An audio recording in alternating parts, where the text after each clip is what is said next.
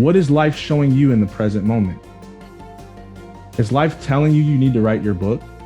Is life telling you need to reach out and be a guest on a podcast? Is life telling you need to draw? Is life telling you need to spend more time with your kids? What is life already telling you that you're avoiding, thinking that one day you'll get wealthy enough, successful enough, healed enough to actually do the thing that you could do right now? With the healing you have, with the money you have, with the resources you have, with who you actually are. Because I'm telling you, that's who we care the most about, is you. Hello and welcome to the Real Success Show. I'm your host, Candice Mama. If you have ever felt as though your whole world was enclosing on you, as though your mind had become your worst enemy, then today's episode with Darryll Stinson is just for you. But before we jump in, you know what I always ask you to do is to please like, share, and subscribe so that more people can find us. Now, without further ado, here's Darryll. Darryll Stinson, it is an honor and a privilege to have you on the Real Success Show. Thank you for being here. Oh, it's my pleasure. It's going to be so amazing. I cannot wait. Oh, just before we jumped on, actually, you already started with a wisdom. And I said, you know what? We need to have this on air because I think so many people need to hear these kind of messages, even when we're just saying them, right? We're saying it, you just said it to me in a small conversation, but tell me what you said to me about assembling your mic, because you were assembling your space to get ready for the interview and you said something. What did you say?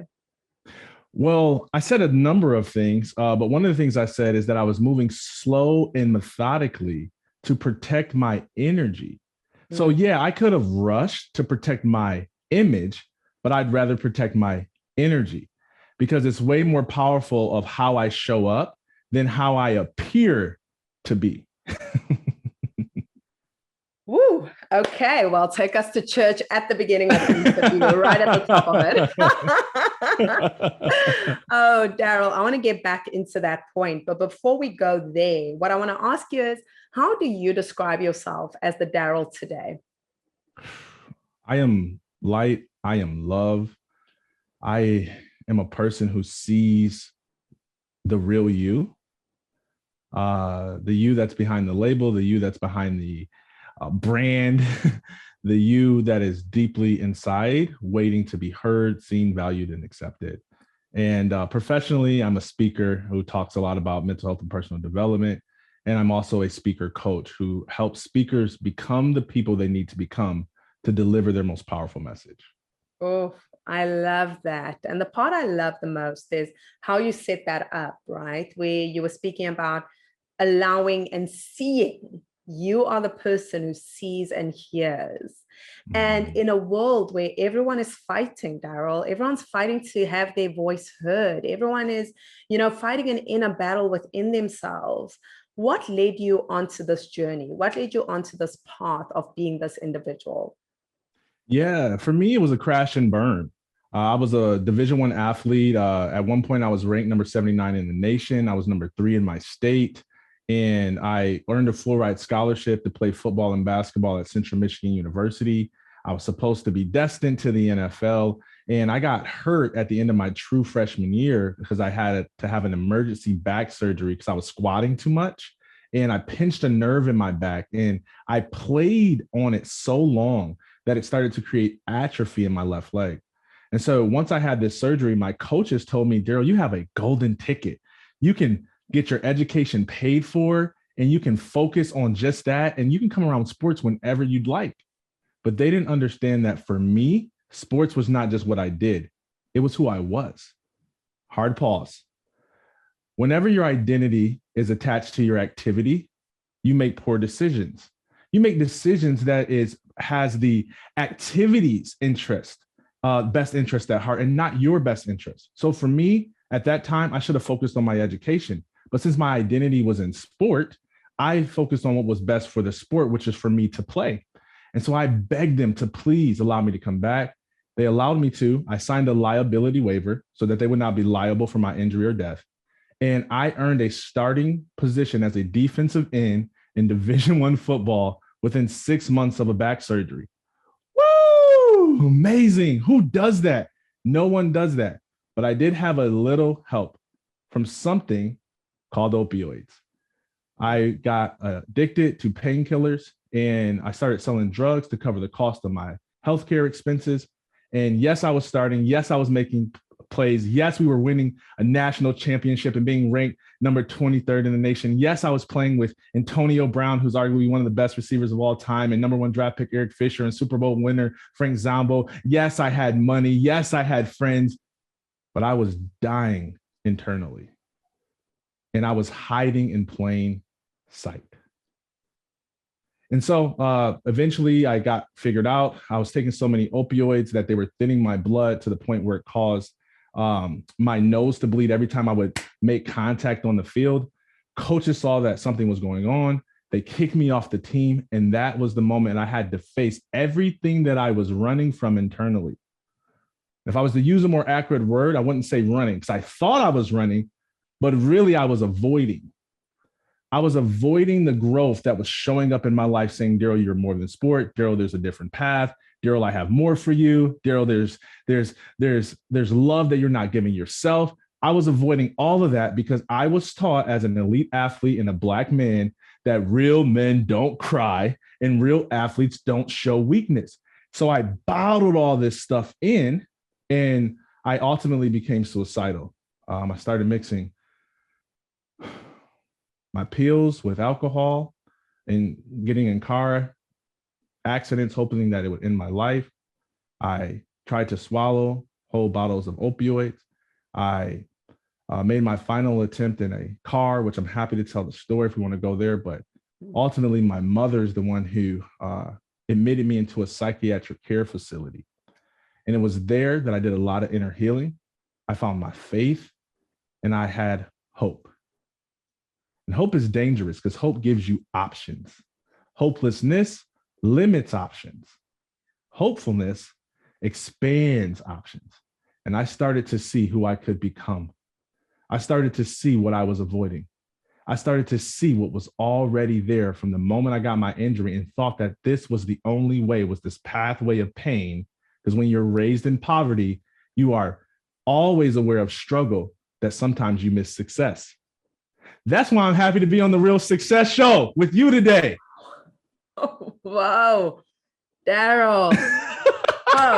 Whoa. I mean, there's so many things you covered there that I'm just like, okay. I love where you ended it there, that when you are raised in poverty, you are so aware of struggle that you miss success. Oof. Now that is a tweetable moment right there, because, you know, I think if nothing else, the past 2 years has been a time of collective trauma. It's been a time of collective struggle. And I know more people than ever. You mentioned something, you said you are hiding in plain sight. And I think more people than ever are hiding in plain sight. They are dealing with these demons, or they're trying to avoid these things that they are thinking they are outrunning, but actually are just suppressing until they come to the surface. Right. And so if you don't mind sharing, what was that final moment like for you when you decided to, you know, really invest in leaving the world, I will say, and how was that process of actually starting to get the help you needed? Yeah, I remember laying in the psychiatric care facility and thinking that because I had put my faith in Christ at the time, and because I had become aware of my dysfunction and what I was avoiding, that somehow I had it figured out, right? Because I knew a thing, I thought I was a thing. Okay. And so I'm in there in psychiatric care, looking for who I could help, instead of looking for the help I should be receiving. And the way that I found that out is I was trying to talk to everybody in there to see, man, why did God send me here to help everybody? By the way, that's one of the ways we avoid growth, is to help others, because we sometimes believe in others more than we believe in ourselves. And so the old adage is do as I say, not as I do, is a cop out to avoid personal growth. And so I was in there doing that and trying to help all these people when I'm the one who needed help. And I was talking to a former retired veteran, and he was in there just still having some struggles with PTSD. And I'm trying to like coach him and give him all this advice because I'm an elite athlete and it shouldn't be here because I just had a moment, but this guy really needs help. And I said to him, I'm like, hey man, tell me about your life. I'm really here to see if how I can help you. And he goes, hey, has it ever occurred to you that maybe you're here for you?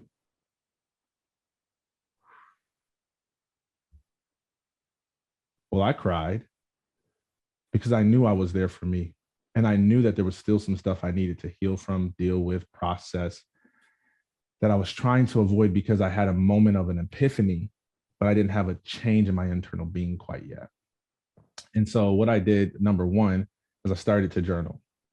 Okay.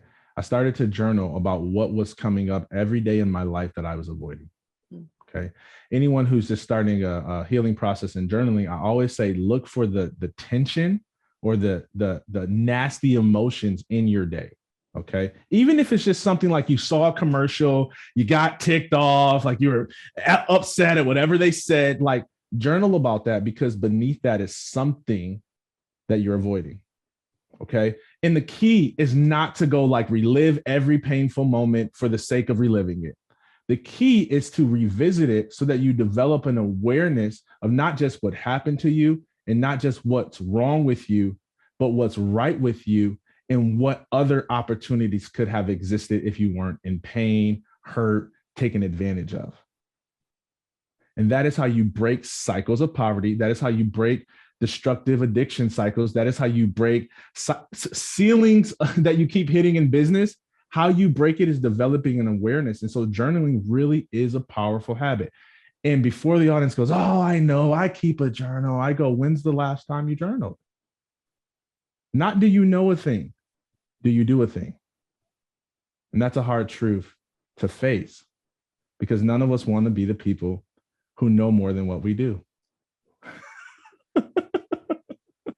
Isn't that a fact? It's a fact. Right. It's a fact. And you know what? One of the things I get is, what does this have to do with public speaking? What does this have to do with story structure and emotion and the hero's journey? Mm. To which I reply, everything. Everything. Because your message carries a frequency. Truth vibrates the fastest. If you present a message that is out of alignment with your truth, you rob yourself of a stronger frequency. This is why some of the greatest, most compelling speakers of all time spoke the truth, even when it was hard for others to hear. Wow. And as you were sharing that, it made me think of, I'm from South Africa, so a big icon of ours and globally is Nelson Mandela. And I think the reason he had such a powerful voice and he was such an incredible orator is because of that. He had Absolutely. such a strong frequency of truth. Right? Absolutely. And honestly, we could debate on what is truth, but let's save ourselves from debating because that creates more frustration. And let's just find what we can agree on, which is this: your truth. We all have our truth. And when you stand up, is it what you most powerfully believe in? I can't tell you the number of people who I know who are, oh my gosh, they're some of the most phenomenal speakers, some of the most phenomenal entertainers. I mean, they crush it like you. I mean, they are electric. And they are doing all of this to help other people. And when I look at what information they're sharing through their presentations, it's great. It's helpful. It's changing lives. But when I talk to them about what they believe would help the most, they're not sharing that. It's usually attached to a personal story that has some pain in it that they haven't healed from yet. And they've bought the lie that I need to be fully healed before I share.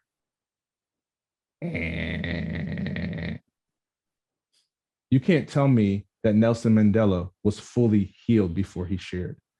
In fact, even when he shared, he endured lashes that caused him more pain while he was sharing. So he's sharing with scars internally that no one can see. The healing does come in the doing. And there's a way to do it that isn't trauma dumping on people, because nobody wants to trauma dump. We want the lessons that came from the losses.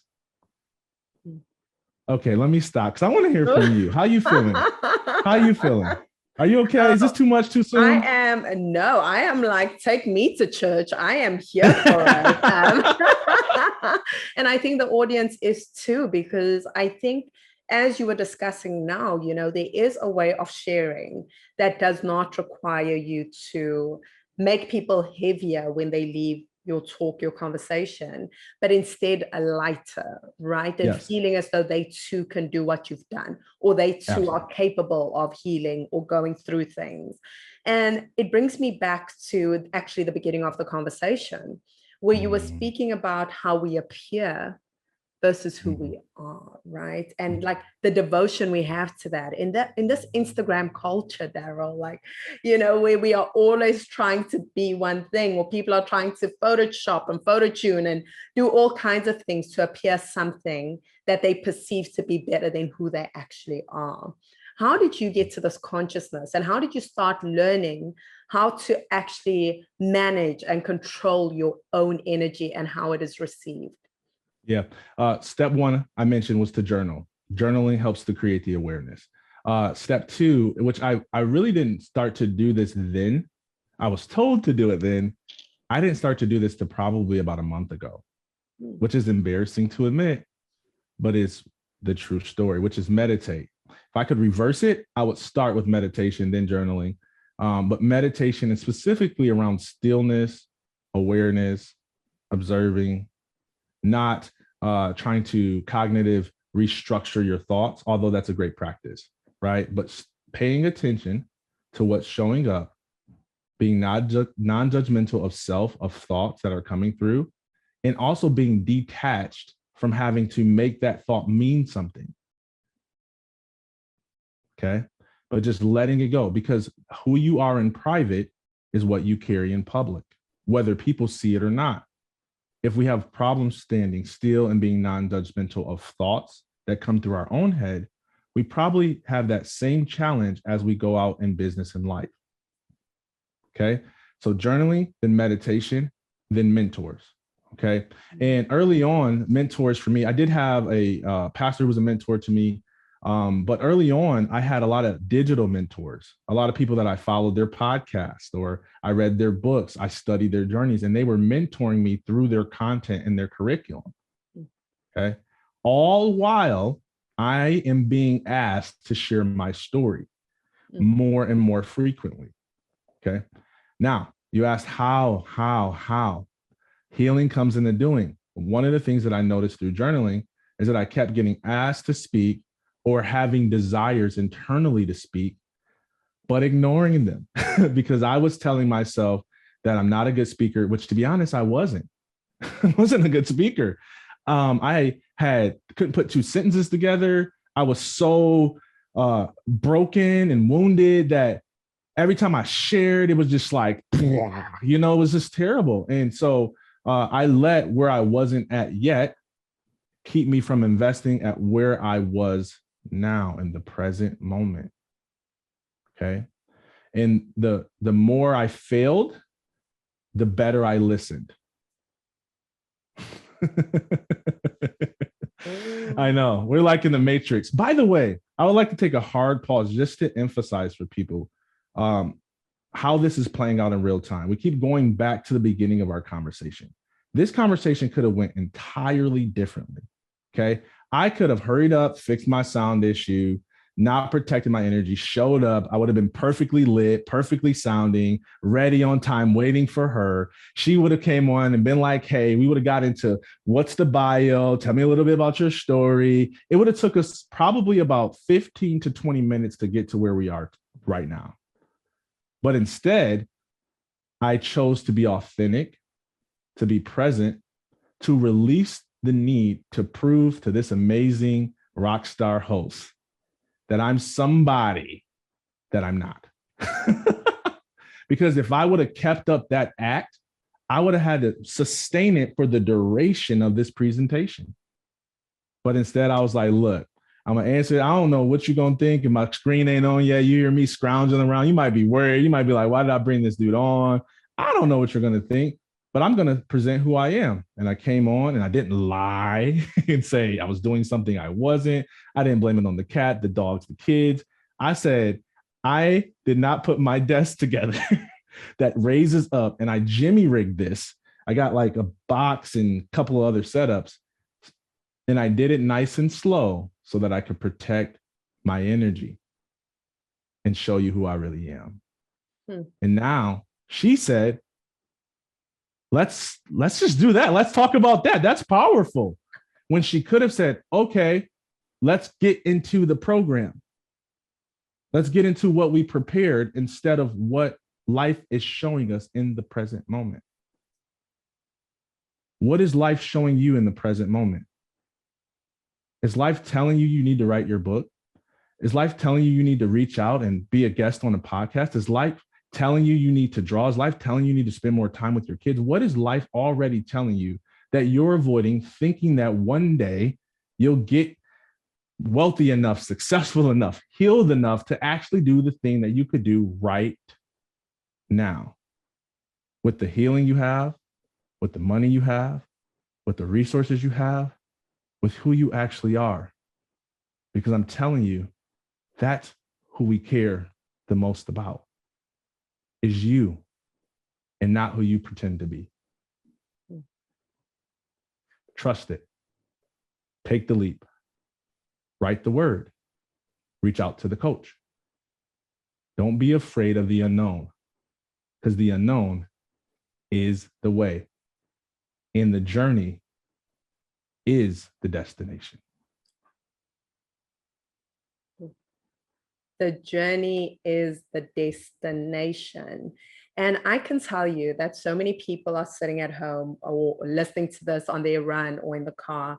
And that part of our conversation is going to really resonate with people, because so often we know internally, we really do know what is the best for us. We Absolutely. know what's that thing that keeps pulling us. No matter how much you try and outrun it, it keeps finding you. It's like, you can't outrun me, I'm here. But Darryl, something I want to get into is, once people have that knowing, right, it does not mean the path is easy just because it doesn't mean that the path is easy once you start taking the first step. So when you started really listening to that inner guidance, what kept you motivated to stay on the path and not deviate and not say, my life before was a little bit easier, because I actually knew what it was? I love that question. That's a beautiful question. Perspective always kept me persevering. Okay. Perspective kept me persevering. I think when I struggled to persevere, when it felt like it was too hard, it wasn't worth it. I was trying to do all the things that people said I could do, but wasn't experiencing the results that I thought I could have. I started to get frustrated and wanted to quit because of a perspective that I was viewing my pain through. Okay.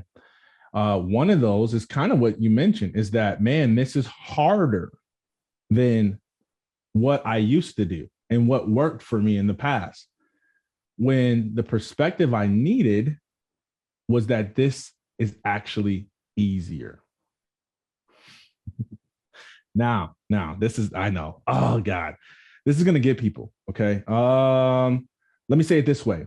It was harder at first, but it was easier at last. Okay. Any change, if I wanted to lose weight, if I wanted to get in shape right now, it would be harder at first, but easier at last. Okay. And when I say easier, I'm not just talking about the struggle gets easier. I'm talking about easier than being overweight. Being in shape is so much more easier once you're in shape than being overweight. Right? Because think about how much you have to avoid your body's speaking to you, and think about how much you have to shove into your mouth just to gain all of that weight. But to maintain it is a lot easier. So really what makes it hard is the fact that I wasn't doing what I should have been doing all along. So why would I go back to doing it? The perspective changed how I viewed the pain, which helped me to persevere in a way that was healthy versus white knuckle, grip it, win at all costs, which is what I learned at sports. And I did very well. It's why I was ranked number 79 in the nation. I already did that. I already knew how to put the pain down and persevere through. And when I brought that in business, I was burning out. I was not around my family as much as I should be. I was not holding myself accountable to values because I was making deals, underselling, back end selling, over promising, over delivering on what I over promised, stressed out, instead of realizing that momentum looks different when you're in it. Okay. I'm gonna give you this example. I'm gonna shut up. Okay. Imagine this visual of you pushing a boulder up the hill. That is the paradigm of persevere no matter the cost. Okay. No matter the cost, persevere. Okay. You're pushing the boulder up the hill. Are you progressing? Yes. Is it hard? Heck yes. Now imagine this. Imagine pushing a boulder down the hill. And now you have to keep up with the momentum that life is doing for you. It's still hard work. You still got to run. You're still out of breath. But now it's like you're in momentum.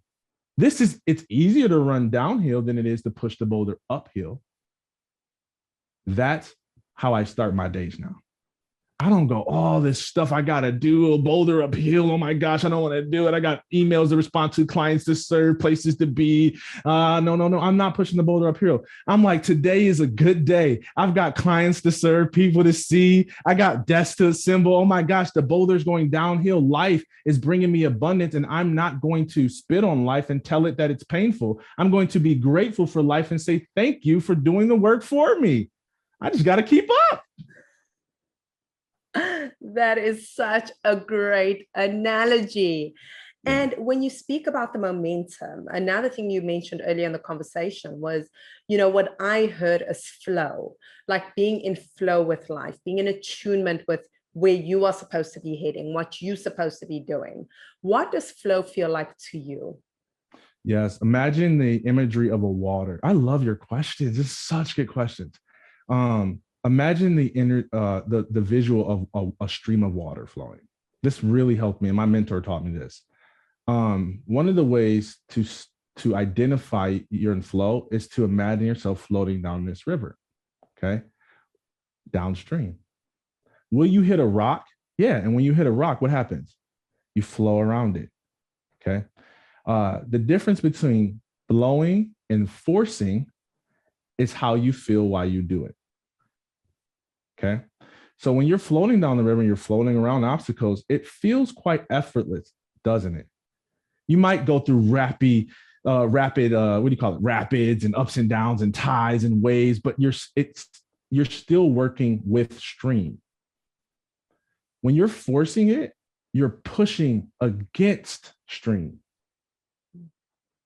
Okay. You're trying to avoid what's happening. The argument comes up, you're trying to avoid it. You made a failure, you're trying to avoid it. You're forcing. You're trying to force a result that you want, that you care about, that you don't have to force, you can just flow into. Oh, I like that. Doesn't that feel good? Don't you want to flow into stuff instead of forcing stuff in 2022 and beyond? Don't you want life to happen for you versus you being angry and resentful for life?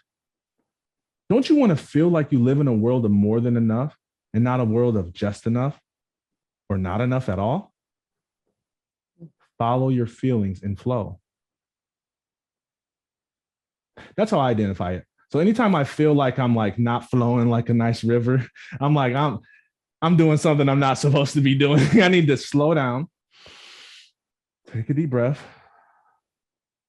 and come back to the present moment. In fact, it happened multiple times. If anyone can see the video of this throughout this episode, because I felt myself talking too much because I'm trying to force transformation for our listeners. And I'm like, what do you have to say? No, it's incredible because I think, flow in many ways, can be translated in the mind that especially when you used to struggle, like you said in the beginning of the episode, where if you are used to resistance at every turn of your road, and to get to where you are currently, you've had to struggle and you've had to fight. And I think that's so many people's journey. When people hear things like flow and, think actually being on in water and allowing the journey to take you, they think to themselves, Darryl, I will flow off a street. I will flow my way into a crocodile's mouth. So what is that balance between action and doing and creating and, chasing your dreams or your dream partner, whatever it is, and actually also knowing that you are in balance or out of balance? What is that magic formula, I would say? Stop trying to balance and start aiming to trust. Think of imagery is so powerful, because think about balancing. Think about how challenging that is. It's very challenging. And in fact, I've tried some balancing exercises before. I'm not always the best at them. I might be better now that I've learned meditation. But anyways, when I'm balancing, one of the things that happens is you start to slip to the left or right. Okay. When you start to slip in either direction and you feel like you're going to lose your balance, you lose trust, don't you? Trust that you'll keep your balance. And so what do? You try to take the reins and force balance. You try to lean to the right side, then you lean too much to the right, and then you try to lean to the left because you lean too much to the right, and now you lean too much to the left, and the next thing you know, you fall. Okay. When in reality, you could have slipped off a little to the left and trusted yourself that you would remain balanced, took another step forward, and you would have recentered from a centered place. When people are trying to balance life and business or balance this or that, it's because they're not trusting themselves to keep their promises. I'll get a little vulnerable. Yesterday was Valentine's Day. I had so many things planned. I mean, I was gonna get my wife. Oh my gosh, write her this poetic letter. I got this cookie cutter, and she loves pancakes, and my daughters love pancakes. So I was gonna make heart-shaped pancakes. Already got them balloons and flowers. So I'm like ahead of the game. Monday was gonna be amazing. Monday came, so did obstacles, so did business, and I had a choice. Was I going to say, no, today for my family, I'm going to balance. I'm going to do this. Or do I say, I trust myself to deliver. I trust myself to love. I'm just going to communicate what's happening instead of trying to pretend that what's happening is not happening. So I said, hey, sweetie, I wanted to do some amazing things and surprise you. And I don't want to tell you what those things are because I still want them to be a surprise. I'm sorry if you were expecting something different, but know that I love you and get excited because something's still coming. Okay. So I wrote the poem last night. Oh, it's amazing. I can't wait for her to read it. I made the pancakes this morning. Can't help from read it. If someone would have took a snapshot of my Monday, it would have looked like I was out of balance. Darryl, you care about work more than you care about kids, more than you care about family. But I trusted myself. And now we see that I don't. I don't try to balance stuff. I trust myself to be who I say I am and to do what I say I'm going to do. That is powerful. So powerful, because when you speak about the word trust, especially in the context that you've just painted, it is so interesting to me that for us as human beings, our natural inclination is to control. We want to control, right? Darryl, I mean, I'm going to force myself to make these pancakes under pressure and write this poem that's not from my heart because now I'm under pressure and it's Valentine's Day and I still need to meet this deadline. And, so through that, consciousness and that ability to stay centered, you manage to make the best decision for your relationship and for your business. So that is incredible. So, Darryl, it brings me to the question. Control is such a human need. we want to control everything. I want to control how much money I'm going to make. I want to control the kind of person I'm going to love. I want to control the person I'm loving, I want to, all these things. And I think with tools like the law of attraction and, mind power and manifestation, I think it's given us even more, control issues, because now you don't want the universe to do what it's going to do. You're like, I want to manifest what I want, and I find it interesting because I see myself even sometimes, projecting ideals onto a human being, because you assume that, but I'm supposed to manifest this, but it's actually just control in disguise. So how do we balance? That was good. I'm sorry. That was good right there. You have to I'm gonna have to interview you now. That was gold. Don't rob people of that. That's powerful. Yeah. Wow. So, wow. Okay. I'm sorry. Thank you, Darryl. But, coming back to that, in that control element, in this new age thinking, how, because you're speaking about flow state and trusting yourself. And then there's this element of us which is trying to make sure that we force our will onto our destinies, onto our paths. So how do you, if a client comes to you and says, this is what I want, how am I going to get there? Because I know I'm the master of my own destiny. How do we balance those two worlds between our natural need to control and our want to flow? Going back to the imagery of being in a river and floating on a raft, the way that you gain the most control is by trusting what you can't control. So a lot of times what you're describing about these goals, these business aspirations, how do you balance? You are in control, you are the master, but you are not the river. and life is the river. The universe is the river. God is the river. Whatever you want to call it is the river. And you are in flow, completely connected, completely in sync, but you can't control that. So the way that you feel the most in control and empowered is by leading yourself in what you can control and releasing what you can't. Okay. And I know we can force a result. I am it. Come on now. I'm a Division I athlete. I know how to force. Y'all not talking to somebody who's trying to get out of the work. I'm just trying to tell you there's a better way than burnout. And by the way, if I was being a coach to everyone who says, how do I control? I would say, why would you want to? Why would you want to control a result?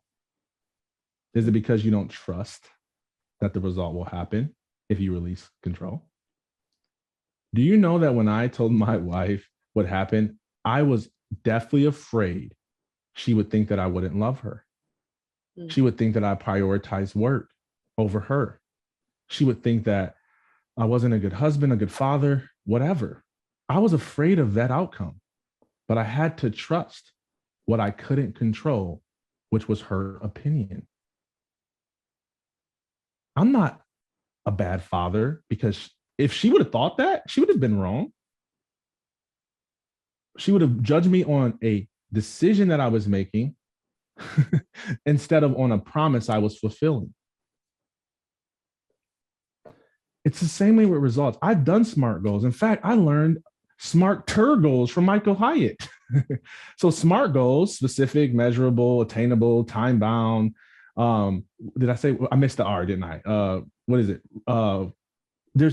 They say it two different ways. Some say relatable, relative, like it has to be conducive to your season is the point, depending on how they describe it. SMART goals, right? Then Michael Hyatt told me SMART-ter goals. There's an ER on the end of it, which is where you have to find something that is, you have to look it up, man. I'm about to blank. I was getting ready to make something up and I don't want to do that. SMART goals, SMART-ter goals. The point is this: neither one of them worked for me because they kept trying to force a result. I'm going to achieve this by this date. That's a good intent. That's a good aim. But what happened when I set a goal to make $1 million in 12 months and I'm on month 11, I only made 300,000? Am I going to go try to sell some bigger deal to force a result that isn't happening in my life? Or am I going to learn the $1 million lesson to make $2 million in 16 months? A goal I didn't set. It is hard. It is scary because the traditional education system has taught us to do these things to achieve these results. And then you'll be graded on if those results are even worthy of an A or B or C. And that is how we live our life. That is how we lead our relationships. And that is how we burn out. And that is why suicide rates, depression rates keep going up. And now you and I are calling people out of that system. You can have those goals. You can have those aims, but you cannot force a result, nor can you force an opinion from other people. And that is what gives you the control that you seek. It's trust. Love it, love it, love it. And I think in one arena where that is the most apparent is definitely in relationships, in human interactions of any kind, right?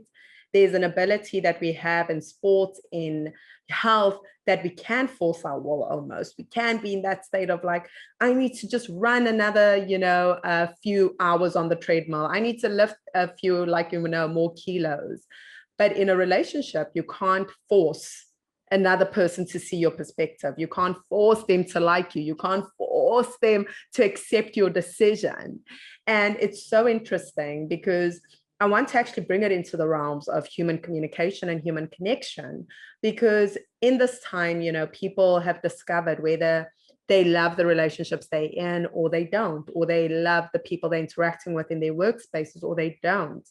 And coming into that, Darryl, when people are operating in their authenticity, there are going to be people who resist that, especially if they haven't operated in that authentic space. How should people deal with that sense of what they may perceive as rejection? Yeah. Borrow the belief. Number one, I did a TEDx talk on rejection. It has over 1 million plus views. But number two, I adopted this belief. Your belief informs how you feel, which informs your behavior, which produce your results. Okay. This is why one of the most famous books of all time is called Think and Grow Rich. Not do and grow rich, not grind and grow rich, think and grow rich. So when you ask me that question, how I deal with that rejection is a way that I think, okay? Which is this: I'd rather be real and be rejected than to be fake and be accepted. A lot of times, let me say it again. I'd rather be real and be rejected than to be fake and be accepted. And a lot of people are afraid to be rejected because they so long to be accepted. But the only way for you to be accepted is for you to show up authentic. And you being authentic is going to cause some rejection. So when people ask, how do I deal with it? What they're really asking beneath is, how do I avoid it from happening to me? The truth is, you can't avoid it. You cannot control people who don't agree with you, don't believe you, are going to take what you say and manipulate it and take it to mean something else. You cannot control that result. The only thing that you can control is you showing up authentically. And if you don't think that I believe it, I'm going to show you how I did it. I did a talk, Overcoming Rejection, 1 million plus views. One thing that I couldn't control is my wardrobe. I had a wardrobe malfunction. The other thing I couldn't control is the excellence of the event staff. I didn't get to hear my microphone until I stepped on the stage. And then when I did, I couldn't even hear myself because there was no forward-facing monitors. So all I heard was echo. I forgot a portion of my speech. I had a wardrobe malfunction, and I made a very dangerous mistake. I said that I am the Black kid that talks and acts white without using air quotes. So what that did was that caused a whole plethora of people, educators, people who I'm trying to help and influence and connect with and collaborate with, to believe that I think that intellectualism is attributed to the white race. To which I respond, why do y'all think I believe that? I made a mistake. Oh, it made me not want to speak again. It made me not want to coach again, because people will take a soundbite of your full audio clip and make a whole narrative out of it. They'll take a scene of your entire life's movie and create a whole narrative out of it. And I hate it, but I can't control what people do, can I? I can't control the rejection I feel from people who I'm trying to help, can I?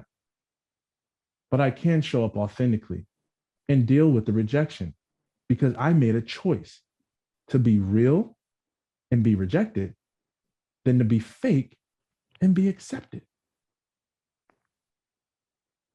Because this way, when people like me, at least I know they like the real me.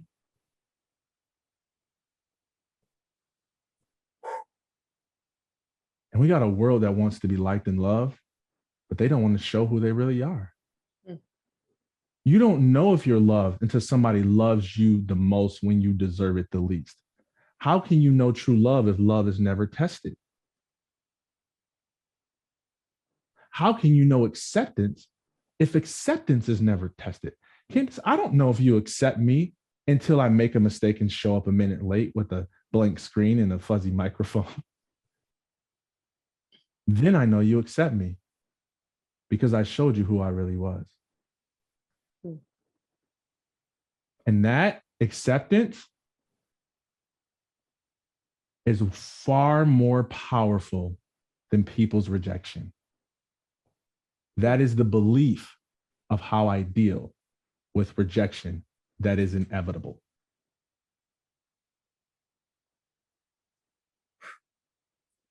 Power, power, power. And, you know, a word you kept using is the word mistake, right? We all make mistakes. And if you live a long enough life, you're going to make numerous mistakes and you're going to say things accidentally, or you're going to miss, you know, you're going to miss the air quotes. And, you know, Darryl, when we are in, you know, hindsight is 2020, when we distance from a situation, we can look at it, laugh about it, be lighthearted. But when we in it and we've just made that mistake, we've just done that thing, how did you feel after that, you know, talk that you gave? And how long did it take you to get to a place where you were like, you know what, this is just a part of my journey, and the people who accepted me will accept me, the people who have a problem will have a problem? That's a good question. In the instance that we're just describing, I never lost center. So while thoughts of worry about what you would think, worry that maybe I wouldn't get featured on the interview and because I was late and you'd say we need to reschedule, and then I wasted the time I did to prep and set up, and then I got to like worry, fear, angry at myself for not, I don't know, time managing better or whatever I could have done to avoid even being in that scenario. Like all those thoughts came up, but because I have learned a foundational principle of meditation, that when thoughts come up, I don't have to attach my identity to the thoughts. I didn't lose my center. I observed the thought. There's anger, there's frustration, there's fear, there's insecurity. And then there's me. Who is me? I'm cool. I'm peaceful. I'm calm. I'm collected. If my future is so fragile that I can't be a minute late and make a mistake, I don't know if I want that life. Hey, if you're so productive and powerful and important that you don't have a minute to spare while I get my microphone together, I don't know if I want a long-term relationship with you. I don't judge you. I just know I need people in my life who can give me grace. So they can't give me a minute of grace. They're not going to give me 2 minutes, 10 minutes, 10, like, and I don't want to live in the prison of other people's opinions.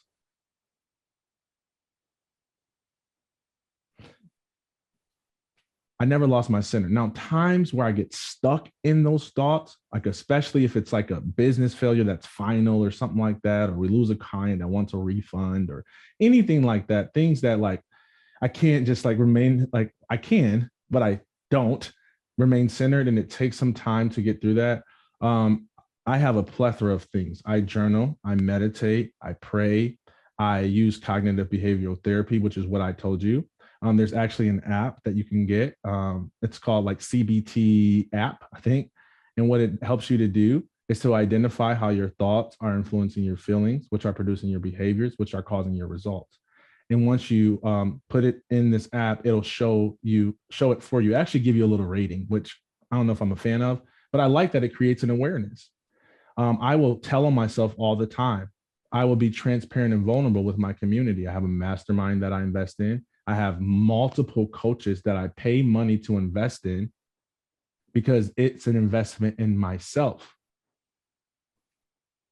Okay. There's some people listening to this right now. You've done the $100 courses, you've done the $500 courses, you've done the free programs, you've done the books, but you haven't invested in yourself because you told yourself, why would I pay a coach $100,000 to coach me? Why would I pay a coach $25,000 to coach me?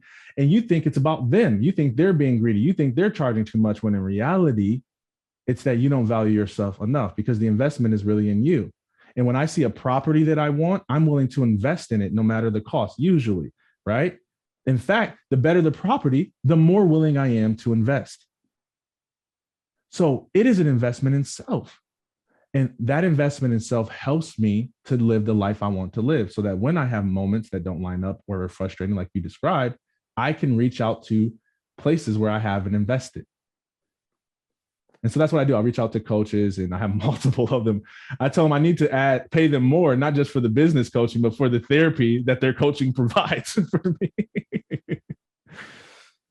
Wow.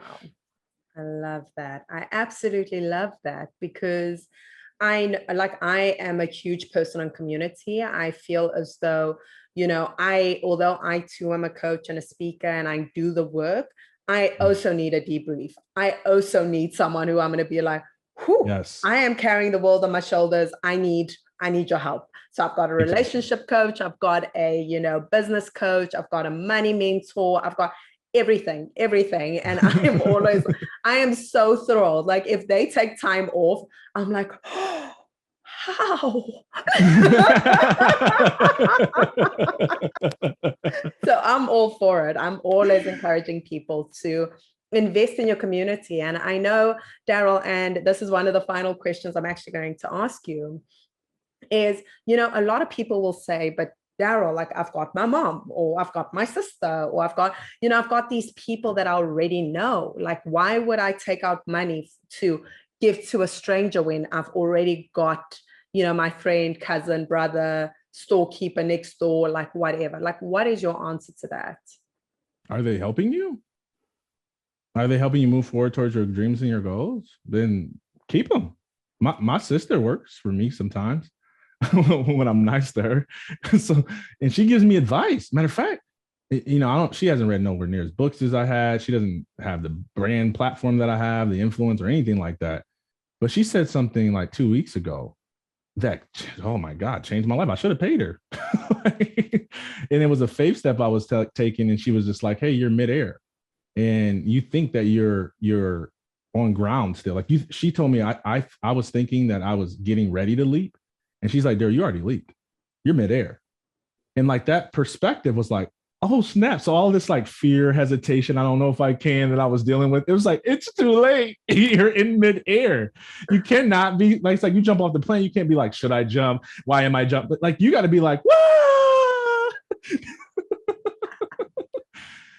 So your family, your cousin, your uncle, your sister, your best friend, the person you met in your community group, like, by all means, leverage those relationships, have some reciprocity in those relationships. But if they're not taking you to where you want to go, or if you're making the mistake that I made so many times in my past, which is using one person for everything, okay, which they can give you good tips, but you need to find experts at specific things. When I wanted my back to be healed, I went to generalists. But when I wanted to really be free, I went to a specialist. Okay. And a lot of times those relationships, they're generalist. They're good. They're comforting. They give you a little bit just to stay where you are. I'm laughing because it's true. And I've done it so many times. And I've gotten angry at my pastor, at my wife, at my best friend, because I was trying to demand something from them, an expertise from them that they didn't have. And because they love me, they were dumb enough to try to give it to me. My wife over here solving problems that she is not equipped to solve. And it stressed her out, and it created resentment and resistance in the relationship, or it caused me to settle in life. And I settled and brought my life down to the level of their advice. Instead of finding an expert who could pull me forward and having an abundance mindset, like you just talked about, to get multiple experts. I used to be so afraid of somebody selling to me. Now I'm like, make me an offer. Make me an offer.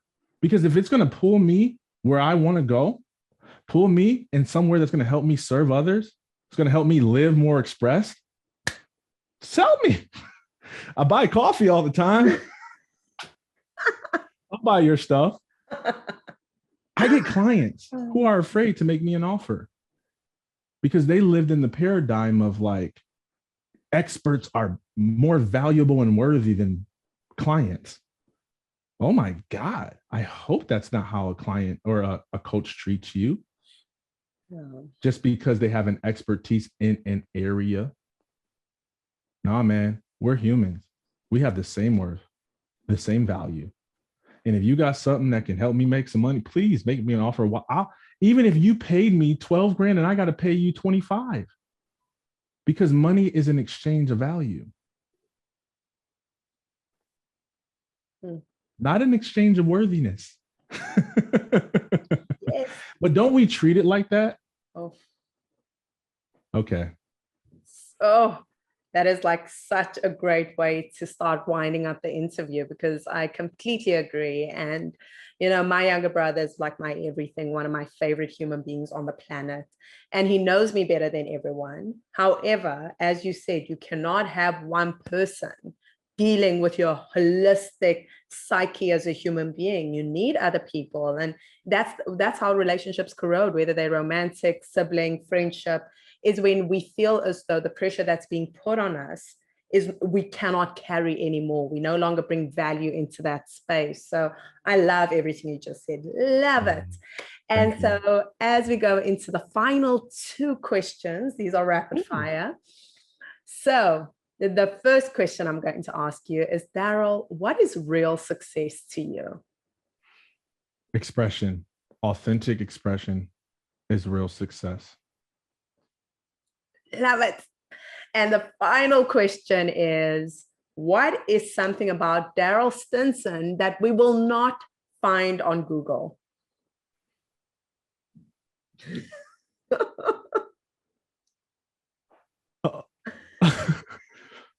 I have this is weird. This is what comes up. I have a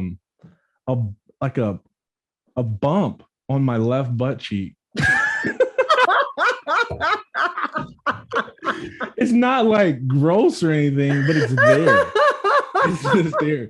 And my wife asked me, Darryl, just let me pop it. It's probably just a hair bump or something. I'm like, leave it alone. It's gonna hurt. That's everything else is out there. Because I'm real transparent and vulnerable. So good luck finding dirt. But you ain't gonna find that bump out there. Oh wow. I love it. Brilliant. Brilliant, brilliant. I absolutely love that. Oh, Darryl, this has been such a phenomenal interview. Thank you so much for spending time with us. It's my pleasure. That episode was remarkable. Please let me know what stood out for you. We love reading your comments. I am always so happy to hear from you. So as always, it has been my pleasure and my privilege to serve you. And I look forward to doing it again next week.